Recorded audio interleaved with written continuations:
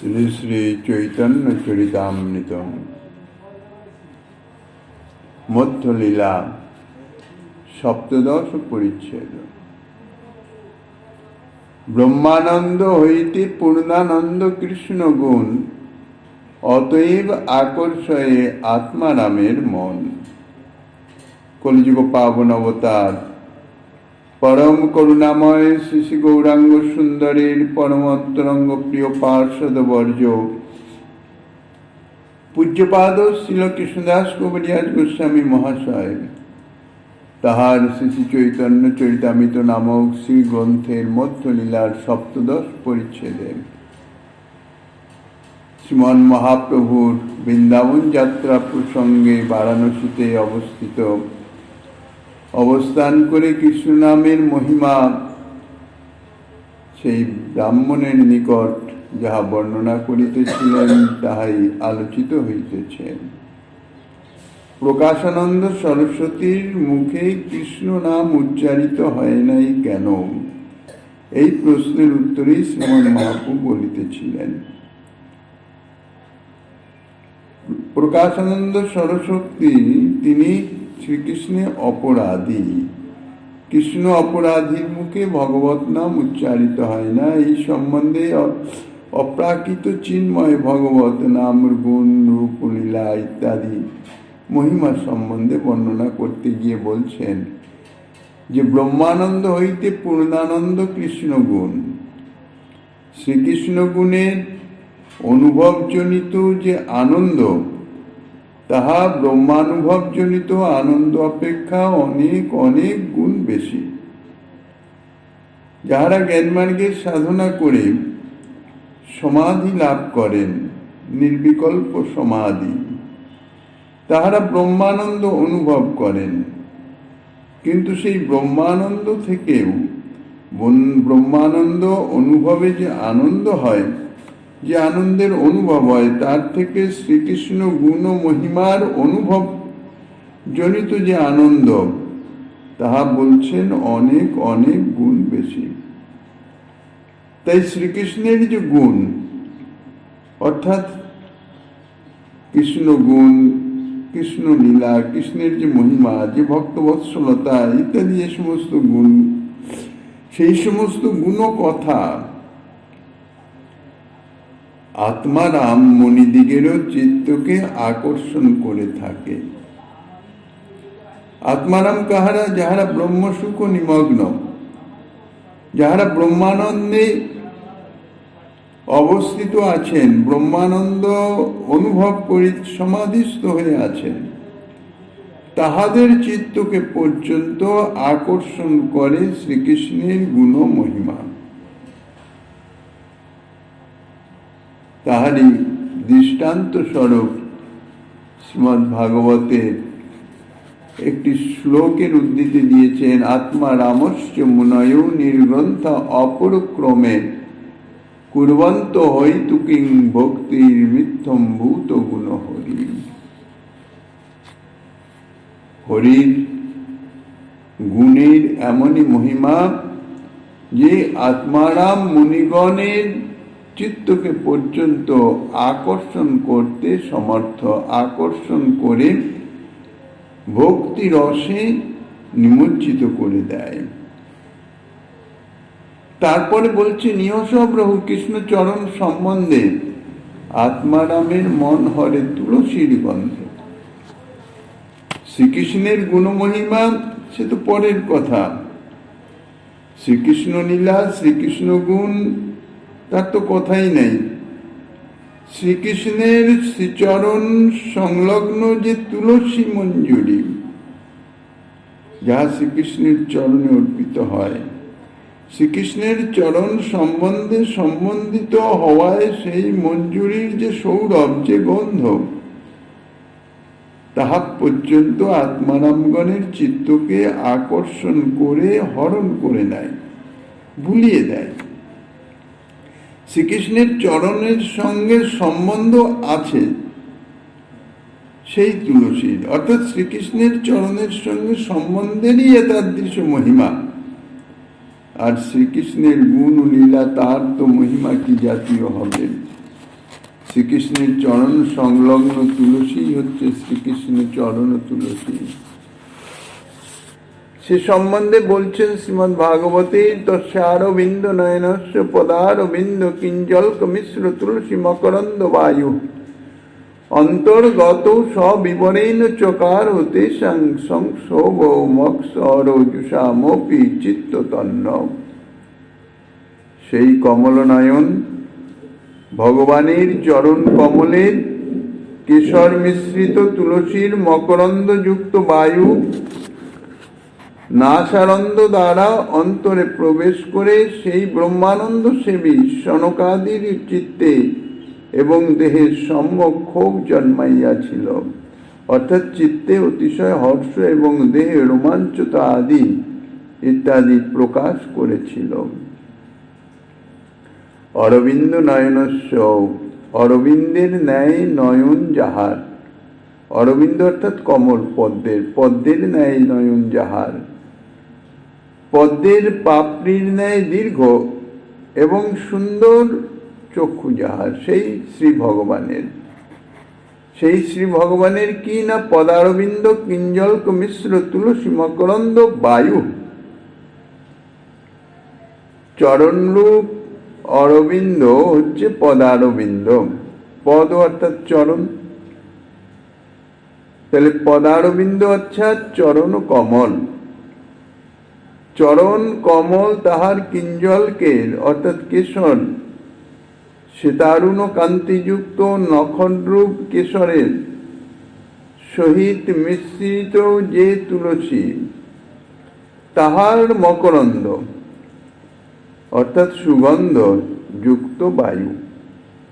অর্থাৎ শ্রীগোবিন্দের শ্রীচরণে যে তুলসী মঞ্জুরি অর্পিত হয়, শ্রীগোবিন্দের চরণ নখের সংস্পর্শে এসে সেই তুলসী মঞ্জুরি এমন সৌগন্ধযুক্ত হয়ে যায় যে বায়ু সেই চরণের উপরে থেকে প্রবাহিত হয়ে সেই সৌগন্ধ বহন করে যখন প্রবাহিত হতে থাকে, সেই সৌগন্ধযুক্ত বায়ু যাহার নাসিকাতে প্রবেশ করে।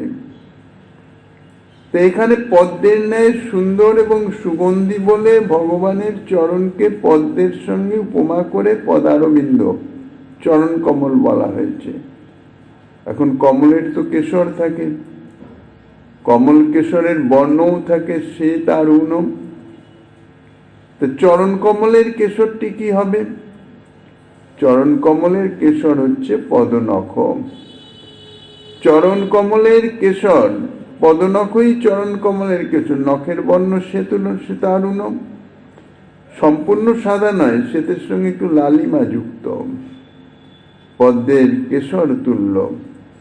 এই যে ভগবানের পদনখ সমূহ পদ্মকেশরের নয়, তাহাদেরও স্নিগ্ধ মৃদু সুগন্ধ আছে। তাই পদনখরূপ কেশরের সহিত মিশ্রিত সংস্পর্শিত যে তুলসী, ভক্ত পূজাকালে শ্রী ভগবানের চরণে যে তুলসী মঞ্জুরি অর্পণ করেন, শ্রী ভগবানের পদনখরের সঙ্গে সংস্পৃষ্ট হওয়ার সাথে সাথেই শ্রী গোবিন্দের পদনখের অর্থাৎ চরণ কমলের কেশরের যে সৌগন্ধ, সেই গন্ধযুক্ত হয়ে যায় এবং তাহার সৌগন্ধ অর্থাৎ সেই তুলসীর মকরন্দ বা সুগন্ধকে বহন করে যে বায়ু, সেই বায়ুই হচ্ছে পদারবিন্দ কিঞ্জল্ক মিশ্র তুলসী মকরন্দ বায়ু। সেই বায়ু কি হয়? অক্ষর জুষাং, অক্ষর অর্থাৎ ব্রহ্মানন্দ, ব্রহ্মের অনুভবজনিত আনন্দ সেবী দিকে, যাহারা ব্রহ্মানন্দের অনুভব করিতেছেন, ব্রহ্মানন্দে নিমগ্ন সেই সনকাদি ঋষিগণ, সেই সনকাদি ঋষিগণের সবিবরেণ অর্থাৎ নাসারন্ধ্র দ্বারা অন্তর্গত ভিতরে প্রবেশ করে, অন্তঃকরণে প্রবেশ করে তাহাদের চিত্ততন্ন, চিত্তের এবং তনুর অর্থাৎ দেহের দেহ এবং চিত্তের সংক্ষোভ সম্যক ক্ষোভ অর্থাৎ বিচলিত করে দেন। কিভাবে বিচলিত করেন? হর্ষাদি দ্বারা। হর্ষাদির দ্বারা চিত্তের ক্ষোভ উৎপাদিত করেন, অর্থাৎ হৃদয়ে হঠাৎ আনন্দের অনুভব হয়, উৎফুল্ল হয়ে ওঠে এবং তাহার বহিঃপ্রকাশ হচ্ছে রোমাঞ্চ আদি দ্বারা দেহের ক্ষোভ জন্মায়। চিত্তে আনন্দে উদ্বেলিত হয়ে যায়, তারই চিত্তের ক্ষোভ, আর তাহারই বিকার স্বরূপ শ্রীঅঙ্গে রোমাঞ্চ আদি পুলক কম্প ইত্যাদি আদি সাত্ত্বিক বিকার ভাব প্রকাশিত হয়। তাই হচ্ছে তনুর ক্ষোভ অর্থাৎ দেহের ক্ষোভ। চরণ তুলসীর সুগন্ধেই ব্রহ্মানন্দ হতে তাহাদের চিত্ত বিচলিত হয়েছিল এবং এই চরণ তুলসীর সুগন্ধেই তাহারা অপূর্ব আনন্দ উপভোগ করেছিলেন এবং তাহাদের দেহে রোমাঞ্চ আদি সাত্ত্বিক ভাবের এবং হর্ষাদি সঞ্চারী ভাবের উদয় হয়েছিল। তাহলে ব্রহ্মানন্দে নিমগ্ন ব্যক্তিদিগের চিত্ত হচ্ছে অতি নির্মল। কেননা নির্মল শুদ্ধ চিত্ত গুণাতীত না হলে তো আর ব্রহ্মানন্দ অনুভব করতে পারেন না, ব্রহ্মে লীন হতে পারেন না। তাই শুদ্ধ সৎমাত্মক সেই চিত্ত, ব্রহ্মানন্দ অনুভবকারী সেই চিত্তে ভগবৎ সম্বন্ধীয় যে কোনো বস্তুর যদি একটু সংস্পর্শ হয়ে যায়, একটু ছোঁয়া পায়, তাহলে ভগবৎ কৃপায় তাহাদের চিত্তে প্রেম বিকার জন্মাতে পারে। কেননা প্রেম তো চিত্তেই প্রকাশিত হয়, স্বপ্রকাশ প্রেম। তাহার প্রকাশিত হওয়ার যোগ্যতা হইতেছে শুদ্ধ চিত্ত, বিশুদ্ধ সত্তাত্মক চিত্ত। চিত্ত বিশুদ্ধ সত্তাত্মক অর্থাৎ গুণাতীত হয়ে গেলে, বিশুদ্ধ সত্তাত্মক হয়ে গেলে সেই চিত্তে ভগবত যে কোনো ভগবত কৃপায়, ভগবত গুণাবলী, ভগবত সম্বন্ধীয় কোনো কিছুর যদি সংস্পর্শে আসে, তাহলে সেই চিত্তে প্রেম প্রকাশিত হয়ে যায়। শ্রী ভগবানের চরণ তুলসীর সুগন্ধেই যে ব্রহ্মানন্দ নিমগ্ন ব্যক্তিদের চিত্ত আকৃষ্ট হতে পারে, এই শ্লোকে তাহাই দৃষ্টান্ত দিয়েছেন।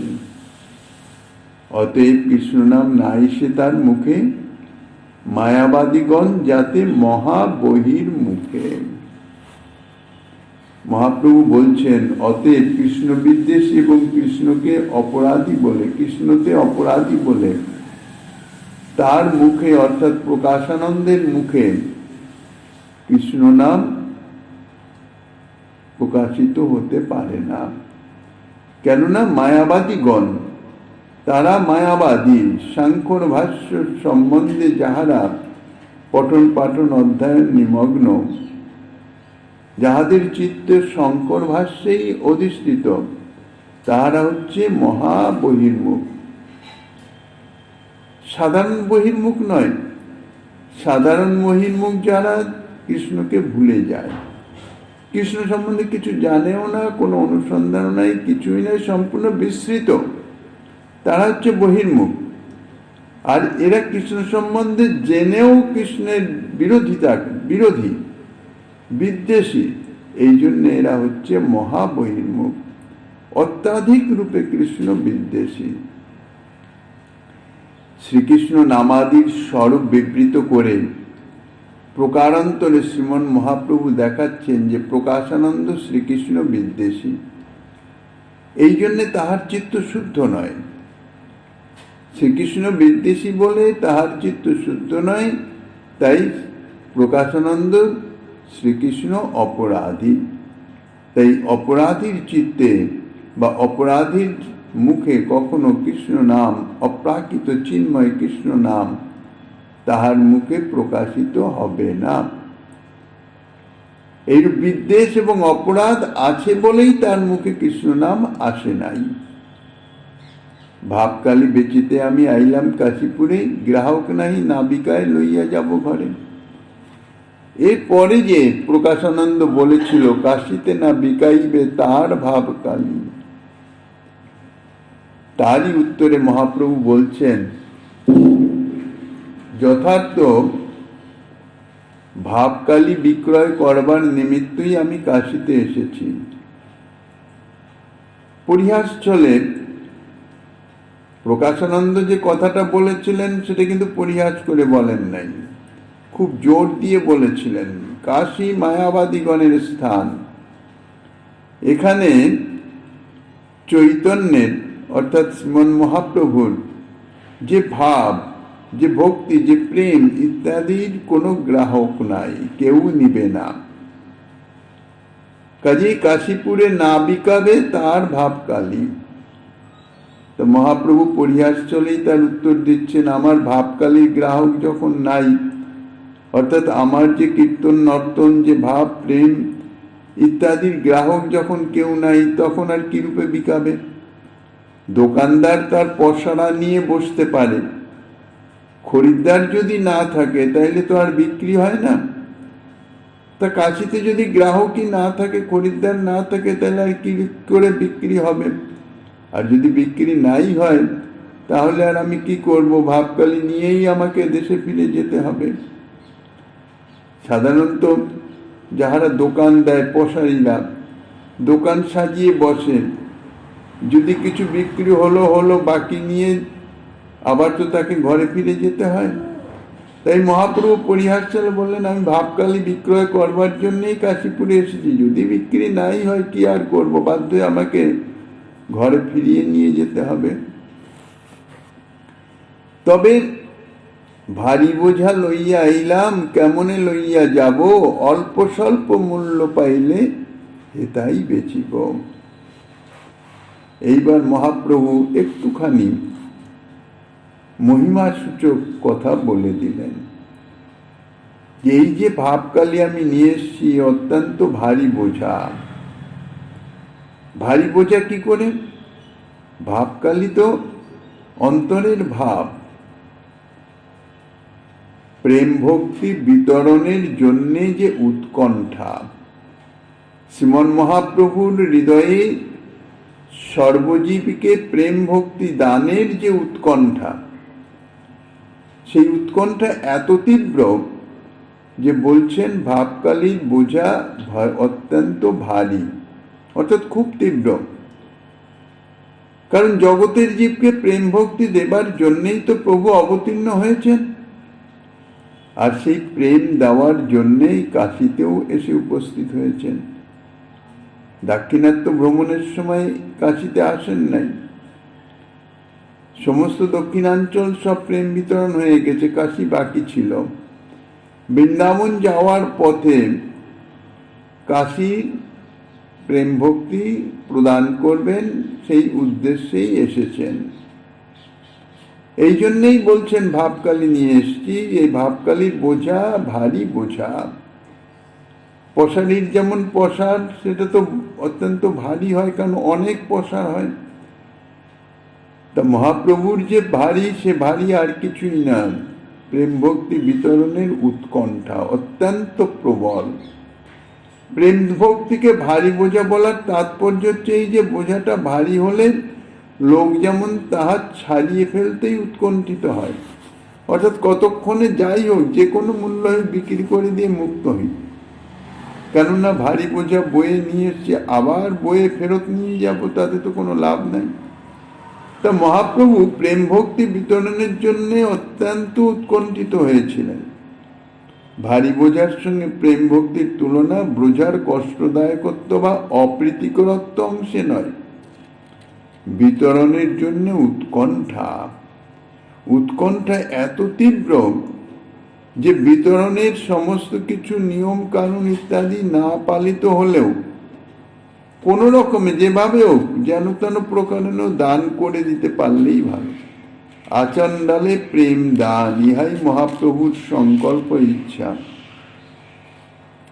তাই প্রভু বলছেন যদি অল্প স্বল্প মূল্য পাই, যেহেতু প্রকাশানন্দ সরস্বতী ভাবকালী বিক্রয়ের দৃষ্টান্ত দিয়েছেন মহাপ্রভু, তারই অনুরূপ সেই কথার পরিপ্রেক্ষিতেই নিজের মনের কথাটা ব্যক্ত করে দিচ্ছেন যে যদি অল্প স্বল্প মূল্য অর্থাৎ অত্যন্ত ভারী কোনো জিনিসের বোঝা অত্যন্ত কষ্টকর হয় বলে লোক অতি সামান্য মূল্য পেলেই বিক্রয় করে ফেলে, তেমনি শ্রীমন মহাপ্রভুর প্রেম ভক্তির বোঝা স্বরূপত কষ্টদায়ক বা অপ্রীতিকর নয়, কিন্তু কাশীবাসী লোকগণকে তাহা বিতরণ করবার জন্যে, দান করবার নিমিত্ত প্রভুর চিত্তে এত উৎকণ্ঠা যে দিতে না পেরে তিনি উৎকণ্ঠার দরুন অত্যন্ত কষ্ট অনুভব করিতেছিলেন। এই উৎকণ্ঠার কষ্টটি নিজের নয়, জীবের প্রতি করুণাবশত। কৃষ্ণ বহির্মুখ জীব তিতাব জ্বালায় জর্জরিত হইতেছে, তাহাদের সংসার মুক্ত করে প্রেম প্রদান করে পরম আনন্দ সাগরে ভাসমান করবার জন্যই শ্রীমন মহাপ্রভুর উৎকণ্ঠা এবং অবতার। এই জন্যই বললেন অল্প স্বল্প মুদ্রা পেলেই আমি দিয়ে ফেলব। অল্প স্বল্প, স্বল্প অর্থাৎ অতি অল্প, অতি সামান্য মূল্য পেলেও আমি দেব। আমি যে বস্তুটি নিয়ে এসেছি তার যথার্থ মূল্য যদি দিতে নাও পারে, কিছু একটুখানি অল্প কিছু, যা একটু কিছু পেলেই আমি সেটি দিয়ে দেব, ছেড়ে দেব, আমি আর ফিরিয়ে নিয়ে যাব না। এখানে এই যে মূল্যটি, এটা তো টাকা পয়সা নয়, কারণ টাকা পয়সার দ্বারা তো প্রেম ভক্তি মেলে না। ভগবত কৃপায় সাধন ভজনে প্রেম ভক্তি মিলতে পারে বটে, কিন্তু প্রভু সাধন ভজনের কথা বলেন নাই। সাধন ভজন রূপ যে মূল্য অর্থাৎ যে ভজন শক্তি, তার কথা প্রভু বলেন নাই। কারণ মাগে বা না মাগে কেহ, পাত্র বা অপাত্র, ইহার বিচার নাহি জানে দিব মাত্র। কে প্রেম ভক্তি চাইছে, কে চাইছে না, বা প্রেম ভক্তি প্রাপ্তির কে যোগ্য বা কে অযোগ্য, এর কোনো বিচার প্রভুর নাই। প্রভুর ভাবটি কি? দিব মাত্র, প্রেম ভক্তি দান করব। যে চায় বা যে না চায়, যে যোগ্য পাত্র বা যে যোগ্য পাত্র নয়, নির্বিচারে সকলকেই তিনি প্রেম দিয়েছেন এবং প্রেম দেওয়ার জন্য অবতীর্ণ হয়েছেন। শুধু তাই নয়, তিনি নিজেই যে প্রেম প্রদান করেছেন তা নয়, তিনি সঙ্গে যে সমস্ত পার্শ্বদগণকে নিয়ে এসছেন, নিজের স্বরূপ শক্তির গণ। পার্শ্বদগণ ছাড়া তো প্রভুর লীলা হয় না। পার্শ্বদগণ প্রভুর সমতুল্য প্রেম দানের শক্তি রাখেন। এই জন্য তিনি পার্শ্বদগণকেও তিনি আদেশ দিয়েছেন, যাহা তাহা প্রেম ফল দেহ যারে তারে। যেখানে সেখানে যাকে পাও তাকেই এই প্রেম ফল বিতরণ করো। এইভাবে নির্বিচারে প্রেমদানের হেতু হচ্ছে এই যে প্রভু নিজেই বলেছেন, আমি বিশ্বম্ভর নাম ধরি, নাম সার্থক হয় যদি প্রেমে বিশ্ব ভরি। প্রভুর যথার্থ নাম তো বিশ্বম্ভর। নামকরণের সময় প্রভুর নাম রাখা হয় বিশ্বম্ভর। নিমাই বা গৌরহরি ইত্যাদি তো, নিমাই তো তার মাতৃদত্ত নাম, গৌরহরি হচ্ছে প্রতিবেশীগণের প্রদত্ত নাম গাত্র বর্ণ অনুসারে, ইত্যাদি সব নাম। কিন্তু যথার্থ নামকরণের সংস্কারের সময় নাম হচ্ছে বিশ্বম্ভর। তাহলে বিশ্বম্ভর নামটি সার্থক হবে কখন? যখন বিশ্বকে পরিপূর্ণ করতে পারবেন। কি দিয়ে পরিপূর্ণ করবেন? প্রেম দিয়ে। তাহলে প্রেম ভক্তি বিতরণের সময় সাধন ভজনের বিচার করেন নাই, এটি সত্য। নির্বিচারে প্রেম ভক্তি দান করেছেন, কিন্তু বৈষ্ণব অপরাধ বা ভগবত নিন্দা অপরাধ ইত্যাদির বিচার কিন্তু তিনি করেছেন। এইসব অপরাধ খণ্ডন করে পরে প্রেম দিয়েছেন। নির্বিচারে প্রেম দিয়েছেন যারা নিরপরাধী। যারা অপরাধী তাদের তিনি কিন্তু প্রেম প্রদান করেন নাই। আর নির্বিচারে প্রেম দান, যেরকম দূরদর্শন, দূরের থেকে শ্রীমন মহাপ্রভুর দর্শন বা শ্রীমন মহাপ্রভুর মুখে হরিনাম শ্রবণ করেও যারা প্রেম প্রাপ্ত হয়ে গেছেন, যদি তাদের অপরাধ থাকে তাহলে কিন্তু তারা প্রেম প্রাপ্ত হবে না। তাহাদের চিত্ত প্রেমে আপ্লুত হবে না। কাজেই নির্বিচারে প্রেম দিয়েছেন ঠিকই, শুধু একটা বিচার রেখেছেন, সেটি হচ্ছে বৈষ্ণব অপরাধ, ভগবত নিন্দাযুক্ত অপরাধ। তাদেরও যে প্রেম দেননি তা নয়, তাদের প্রেম প্রদান করেছেন। সেই অপরাধ খণ্ডন করিয়ে তারপর তার দৃষ্টান্ত অন্যের কথা স্বয়ং সচিমাতা। সচিমাতার শ্রী অদ্বৈতের নিকটে অপরাধ ছিল। কিরকম অপরাধ? মানসিক অপরাধ। মুখে কিছু বলেন নাই অদ্বৈত আচার্যের, বা অদ্বৈত আচার্যের সঙ্গে কোনো ঝগড়াঝাটি কিছু করেন নাই, নিন্দামন্দও করেন নাই। শুধু যখন বিশ্বরূপ সন্ন্যাস গ্রহণ করেছিলেন তখন সচিমাতার মন অত্যন্ত হয়েছিল যে এই অদ্বৈত আচার্যের সঙ্গ করেই বিশ্বরূপ সংসার বহির্ভূত হয়ে গেল। তারপর মহাপ্রভু যখন অদ্বৈত আচার্যের সঙ্গ করতে লাগলেন, অর্থাৎ সেই সঙ্গে কীর্তনাদি ইত্যাদি, তখন সচিমাতার মনে এই এসেছিল যে এই ছেলেটিকেও আমার ঘরে থাকতে দেবে না। কে বলে অদ্বৈত? সে অদ্বৈত, দ্বৈত। এতেই সচিমাতার অপরাধ হয়ে গেছে। সচিমাতার এই মনের কথা এটি তো অন্য কেউ জানে না, কিন্তু অন্তর্যামী মহাপ্রভুর তো জানতে বাকি নাই। তাই নবদ্বীপ লীলাতেই মহাপ্রকাশের সময় সকলকে নির্বিচারে ডেকে ডেকে প্রেম দিচ্ছেন নিজের পার্শ্বদগণকে। শ্রীবাস পণ্ডিত যখন সচিমাতার কথা বললেন তখন তো আর প্রভু তো আর ভক্তভাবে নন, তিনি তো বিষ্ণু খট্টায় অধিষ্ঠিত ভগবত স্বরূপে। পরিষ্কার বলে দিলেন যে না, উনি প্রেম পেতে পারেন না, কারণ ওনার অপরাধ আছে। সকলে সন্ত্রস্ত হয়ে গেলেন। জগৎ জননী সচি মাতা, তার অপরাধ কোথায়? অপরাধ বলে দিলেন অদ্বৈতের চরণে অপরাধ আছে। অদ্বৈতের চরণে যদি ক্ষমা ভিক্ষা করেন তাহলেই প্রেম পেতে পারেন, তা নইলে নয়। অদ্বৈত আচার্য প্রভু শুনে তো একেবারে বিগলিত হয়ে গেলেন যে প্রভু বলছেন কি, জগন্মাতা জননী আমার পূজ্যা, তানার আবার অপরাধ, তানার আবার ক্ষমা ভিক্ষা। অদ্বৈত প্রভু তো প্রভুর চরণে দণ্ডবত হয়ে কাকুতি মিনতি করতে লাগলেন।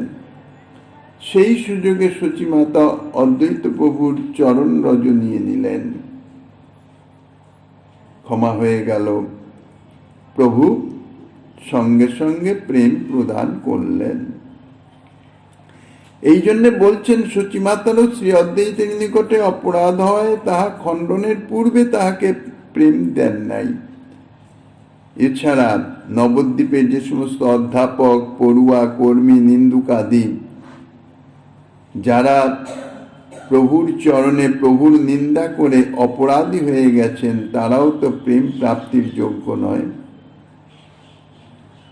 এই সব মোর নিন্দা অপরাধ হইতে আমি না লওয়াইলে ভক্তি না পারে লইতে। প্রভু বলেছেন যে এই যে এরা যে আমার নিন্দা রূপ যে অপরাধ করিতেছে, আমি যদি তা থেকে এদের মুক্ত না করি, তাহলে এরা তো কখনো ভক্তি পেতে পারে না, প্রেম ভক্তি এরা কখনো পাবে না। প্রভু আক্ষেপে বলছেন যে আমি নিস্তারিতে এলাম, উদ্ধার করতে এলাম আমি, কিন্তু বিপরীত হয়ে গেল। এরা সব অপরাধে পতিত হয়ে গেল, আমারই নিন্দা করে অপরাধে পতিত হয়ে তাদের অনন্ত নরক। এসব দুর্জনের কইছে হইবে হিত, এইসব অপরাধীগণের কি করে মঙ্গল হবে প্রভু চিন্তা করছেন। একটা কিছু তো ছুতো চাই। প্রভু যে বলছেন অল্প স্বল্প মূল্য পেলেন, এই অল্প স্বল্প মানে কিছু একটু চাই, কিছু একটু সংযোগ চাই। তা সেই সংযোগটা কি প্রভু নিজেই বলছেন, আমাকে প্রণতি করে হয় পাপ ক্ষয়, তবে সে ইহারে ভক্তি লওয়াইলে লয়। এরা যদি আমাকে প্রণতি অর্থাৎ প্রণাম করে, প্রণাম অর্থাৎ লোক দেখানো প্রণাম নয়, কাউকে কিছু কটু কথা বলে দিলাম, পরে যখন প্রধাবেশে বলে দিলাম, পরে যখন শান্ত হলো, আরে ইনি মনে দুঃখ পাবে, আমার অপরাধ হয়ে যাবে, আচ্ছা ঠিক আছে আপনি আমাকে ক্ষমা করে দেন, মুখে বলে দিলাম, প্রণাম করে নিলাম, কিন্তু এতে অপরাধ ক্ষয় হয় না। তার দৃষ্টান্ত প্রভু এখানে সূত্র আকারে বলছেন, আমাকে প্রণতি করে হয় পাপ ক্ষয়। প্রণতি সর্বকভাবে নত হওয়া, সম্যক রূপে নত হওয়া, আমার চরণে সম্যক রূপে নত হয়ে যায়, অর্থাৎ কোনো অহংকার অভিমান ইত্যাদির লেশাভাসও না থাকে, আমার প্রতি কোনো বিদ্বেষের আভাসও না থাকে। নিন্দাবন্ধটা হয় কেন? চিত্তের বিদ্বেষে। চিত্তে যদি কারো প্রতি দ্বেষ ভাব এসে উপস্থিত হয়, তাহলেই তার সম্বন্ধে সত্য হোক মিথ্যা হোক নিন্দা বাক্য স্ফুরিত হতে থাকবে। তো চিত্তের বিদ্বেষ যদি সম্পূর্ণ দূরীভূত হয়ে যায়, তবেই সেই নত হতে পারে। তাহলে প্রভুকে যদি প্রভুর কোন রকম বলনে বা চেষ্টা ইত্যাদি নয়, যদি প্রভুর স্বরূপ বা মহিমা ইত্যাদি কিছু অনুভব করে সে যদি আমার প্রতি নত হয়, আমার প্রতি যে বিদ্বেষ তাহা চিত্ত থেকে দূরীভূত করে দেয়, তবে সে ইহারে ভক্তি লওয়াইলে লয়। তবে একমাত্র তখনই একে ভক্তি অর্থাৎ প্রেম দান করলে সে প্রেম পেতে পারবে, তা নইলে প্রেম দান করলেও সে প্রেম পেতে পারবে না, ভক্তি লওয়াইলেও নিতে পারবে না, ভক্তি দিলেও সে পারবে না। এই কারণেই ভক্তি উপদেশ ইত্যাদি প্রাপ্ত হলেও সেই অনুযায়ী সে ভক্তি লাভ করতে পারে না, কারণ তার চিত্তে অপরাধটি বিদ্যমান থাকে, অপরাধ ক্ষমা হয় না। যতক্ষণ পর্যন্ত যথার্থ অন্তরের দৈন্যতার অপরাধ বোধ যুক্ত হয়ে যে চিত্তের যে অভিমান দূরীভূত হয়ে যার নিকটে অপরাধ তার চরণে ক্ষমা প্রার্থী না হচ্ছে, নত না হচ্ছে, ততক্ষণ পর্যন্ত অপরাধ ক্ষমা হয় না, চিত্তের যে বিদ্বেষ তাহা দূরীভূত হয় না, চিত্তে সুপ্তভাবেও লুক্কায়িত থাকে। তাকে যদি ভক্তি প্রদান করাও যায়, ভক্তি উপদেশ দেওয়াও যায়, সে সেটি গ্রহণ করতে পারে না, নিজের জীবনে লাগাতে পারে না। এই জন্যই প্রভু বললেন, তবে সেই ইহারে ভক্তি লওয়াইলে লয়, আমাকে প্রণতি করে হয় পাপ ক্ষয়, তবে সে ইহারে ভক্তি লওয়াইলে লয়। এখন আমাকে প্রণতি করবে কেন? তারা তো সবাই বলছে সেও পণ্ডিত, তাও বেশি না ব্যাকরণের পণ্ডিত, আমরা কি কম জানি? আমাদের সেটা কিসে বড়? কাজেই এই সমতা ভাবে তো কোনোভাবেই আমার প্রতি নত হবে না।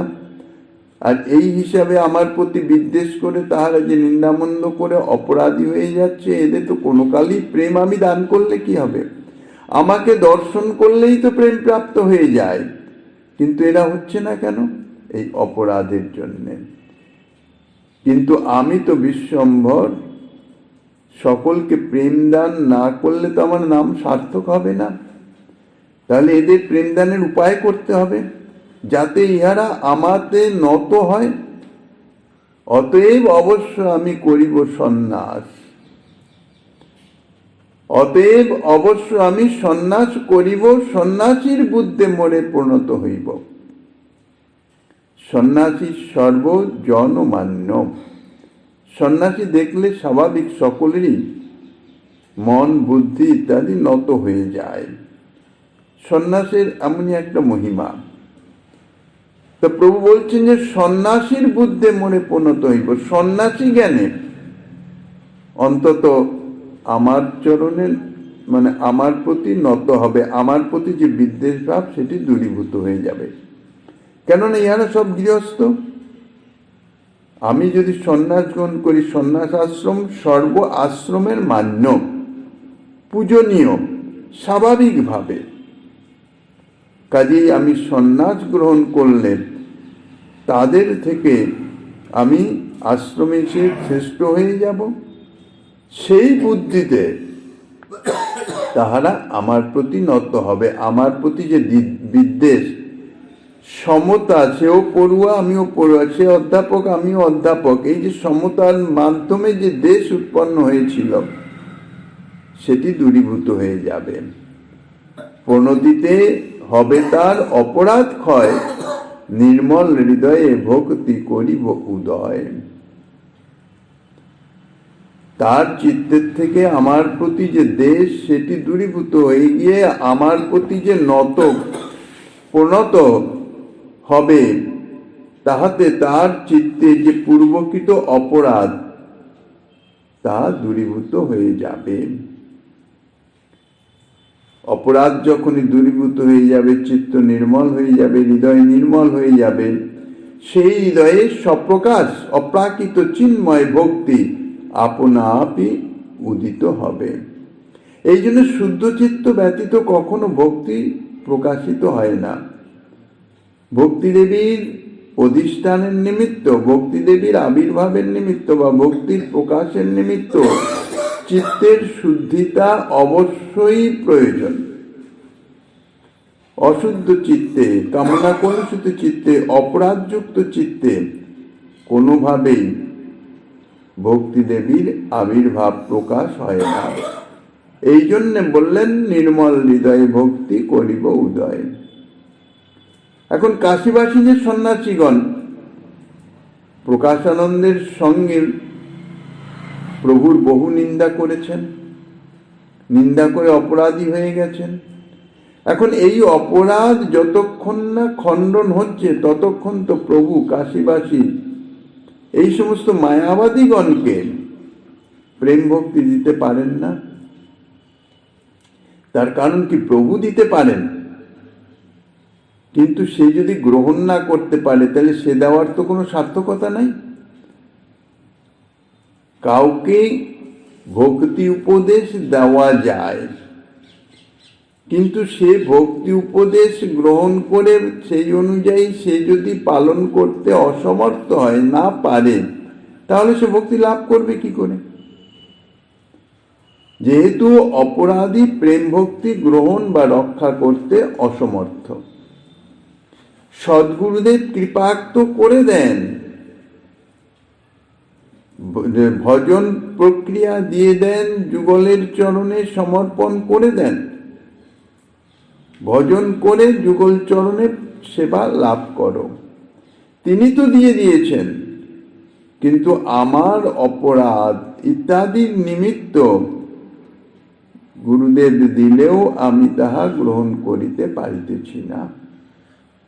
এই জন্যে প্রভু বলছেন যে এরা প্রভুর এত নিন্দা করে অপরাধী হয়েছে, যতক্ষণ পর্যন্ত এই অপরাধ খণ্ডন না হবে ততক্ষণ তিনি প্রেম ভক্তি দিতে পারে না। কারণ অপরাধী ব্যক্তি প্রেম ভক্তি গ্রহণ করতেও পারে না, রক্ষা করতেও পারে না। তাহলে এদের অপরাধ খণ্ডনের উপায় হচ্ছে নিন্দার পরিবর্তে প্রভুকে প্রণাম করা, সম্মান করা। যতক্ষণ পর্যন্ত হৃদয়ে বিদ্বেষ থাকে, অভিমান থাকে, ততক্ষণ পর্যন্ত কিন্তু কাউকে সম্মান দেওয়া যায় না। মুখে বলে লোক দেখানো, ওটার কোনো দামই নাই, কারণ ওটা কপটতা। তার ফলে অপরাধ আরো বর্ধিত হয়। নিষ্কপটতায় যদি চিত্ত বিদ্বেষ শূন্য হয়ে যায়, কাহারও সম্মান অর্থাৎ শ্রদ্ধা অন্তর থেকে জাগরিত হয়ে যায়, তাহার চরণে প্রণত হলেই অপরাধ ক্ষমা হয়ে যায়। এটা স্বতঃস্ফূর্ত। কেননা যার জন্য অপরাধ জন্ম হচ্ছে, অপরাধ হচ্ছে, সে কারণ যদি লুপ্ত হয়ে যায়, তাইলে অপরাধও দূরীভূত হয়ে যায়। তাহলে দেখা যাচ্ছে যদি একটুমাত্র প্রণাম বা সম্মান এই সন্ন্যাসীদিগের নিকট থেকে প্রভু পান, তাহলেই তিনি তাদের অপরাধ ক্ষমা করে তাদিগকে প্রেম ভক্তি দিতে পারেন। এটা হচ্ছে শ্রীমন মহাপ্রভুর সম্বন্ধের কথা। সকলের জন্যে তা নয়। আমি অপরাধ করলাম, অপরাধ করে তারপরে তার চরণে প্রণাম করে দিলাম, সম্মান করলাম, অথচ চিত্তের কোনো পরিবর্তন নাই, তাতে কিন্তু ভক্তি লাভ হবে না, চিত্ত শুদ্ধ হবে না, ভক্তি লাভ হবে না। প্রভু প্রেমদান সংকল্প নিয়ে এসছেন, প্রভু সমর্থ। এই জন্যে একটু কিছু হলেই সঙ্গে সঙ্গে তাদের অপরাধ প্রভু ক্ষমা করে নিরপরাধী অর্থাৎ নির্মল হৃদয় করে দিবেন, তাতে তিনি সমর্থ। কিন্তু আমি যদি অপরাধ করি, সেই অপরাধ খণ্ডন না হওয়া পর্যন্ত আমার চিত্ত নির্মল হবে না। প্রভু বলেছেন একটুখানি প্রণাম করলেই আমি সেই সুতোতে তার চিত্ত শুদ্ধ করে দিয়ে তাকে প্রেম দান করতে পারি। অতএব অপরাধ করেছি, ঠিক আছে, আমি একটু প্রণাম করে নিলাম, এক্ষেত্রে কিন্তু সেটা প্রযোজ্য হবে না। যথার্থ অপরাধ খণ্ডন হতে হবে, তারপরে চিত্ত নির্মল হবে। কেননা এটা কৃপা সাপেক্ষ। কৃপা হলেও এটা কৃপা সিদ্ধ নয়, সাধন সিদ্ধ। সাধনার দ্বারা প্রেম প্রাপ্ত হতে হবে। তো ঠিক সেই জন্যেই, অর্থাৎ যদি এই সমস্ত সন্ন্যাসীগণ অর্থাৎ মায়াবাদীগণ, কৃষ্ণ অপরাধীগণ অর্থাৎ প্রকারান্তরে মহাপ্রভুর চরণে অপরাধী, মহাপ্রভুর নিন্দামন্দ করেছেন, তারা যদি প্রভুকে নিন্দার পরিবর্তে শ্রদ্ধা করেন, সম্মান দেন আন্তরিকভাবে, তাহলে প্রভু তাদের অপরাধ ক্ষমা করে তাদের প্রেম দান করতে পারেন। শুধু এইটুকু, বিশেষ কোনো ভজন সাধন এই করতে হবে, ওই করতে হবে, এ সমস্তের অপেক্ষা নাই। এই জন্যই বলছেন অল্প স্বল্প মূল্য।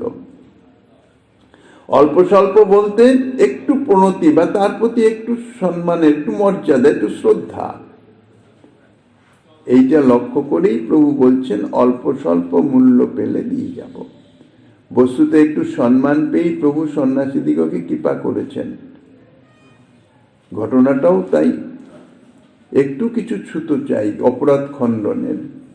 মহারাষ্ট্রীয় বিপ্রের নিমন্ত্রণে প্রভু যে পাদ প্রক্ষালনের স্থানে বসে ওইখানেই ঐশ্বর্য প্রকাশ করেছিলেন, তার সেই কোটি সূর্য সম তেজময় বপু দেখে প্রকাশানন্দ সরস্বতীর সমস্ত শিষ্যবৃন্দ সকলে বিস্মিত হয়ে দণ্ডায়মান হয়ে উঠলেন। আর দণ্ডায়মান হয়ে অত্যন্ত সম্মানের সঙ্গে প্রভু থেকে বলছিলেন, শ্রীপাদ ওই অপবিত্র স্থানে কেন বসেছেন, এদিকে আসুন, সবাই এসে বসুন। এই যে সম্মানসূচক ব্যবহার পেয়ে প্রভু তাদের মনের পরিবর্তন বুঝলেন, তাদের অপরাধ ক্ষমা করলেন, তাদের মধ্যে গিয়ে বসলেন, তাদের কৃপা করলেন, প্রেম প্রদান করলেন। এত বলি সেই বিপ্রে আত্মসাৎ করি, প্রাতে উঠি মথুরায় চলিলা গৌর হরি। অত্যন্ত সূত্রাকারে প্রভু এই প্রকাশানন্দ সরস্বতীর নিন্দামন্দের কারণ, অর্থাৎ কৃষ্ণনাম মুখে না আসার কারণ, এবং প্রভু যে ভাবকালী অর্থাৎ যে প্রেম প্রদানের উদ্দেশ্যে এসছেন, কাশীতে তাহা বিকবে না, কেউ প্রেম নিবে না, অর্থাৎ নর্তন কীর্তন ইত্যাদিতে কেউ অগ্রসর হবে না ইত্যাদি প্রসঙ্গে প্রভু সূত্রাকারে তার সমাধানটি বলে গেলেন সেই ব্রাহ্মণকে। সেই ব্রাহ্মণ অর্থাৎ মহারাষ্ট্রীয় বিপ্র, মহারাষ্ট্রীয় ব্রাহ্মণ, তাকে সূত্রাকারে সেটি বলে দিয়ে প্রভু তো এখন কিছু করবেন না, এই জন্য সন্ন্যাসীর সঙ্গ করেন নাই, কারোর সঙ্গে কোনো সম্বন্ধই রাখেন নাই। সকালবেলায় উঠেই প্রভু চলে গেলেন মথুরার উদ্দেশ্যে। সেই 3 সঙ্গে চলে প্রভু নিষেধিল, দূর হইতে 3 জনে ঘরে পাঠাইল। সেই 3 জন অর্থাৎ তপন মিশ্র, চন্দ্রশেখর এবং সেই মহারাষ্ট্রীয় বিপ্র, যিনি প্রভুর কৃপা অনুভব করেছেন, তারা প্রভুর সঙ্গে সঙ্গে অগ্রসর, অনুগমন যাকে বলে, করে কিছু দূর অগ্রসর হলে প্রভু তাদের 3 জনকেই ঘরে ফেরত পাঠিয়ে দিলেন। প্রভুর বিরহে 3 একত্র মিলিয়া প্রভু গুণ গান করে প্রেমে মত্ত হইয়া। প্রভু তো চলে গেছেন, প্রভুর বিরহে 3 জন একত্র হয়ে প্রভুর গুণগান করেন এবং প্রেমানন্দে মগ্ন হয়ে যান। প্রভুর নাম রূপ গুণ লীলা রূপ রসে তারা নিমজ্জিত হয়ে যান। প্রভু প্রয়াগে চলে আসলেন। পরবর্তী যা লীলা, শ্রীমন মহাপ্রভুর শ্রীগিরিধারীর কৃপা হলে আগামী দিন আস্বাদনের বাসনা রেখে অদ্যকার শ্রী চৈতন্য কথার এখানেই বিশ্রাম।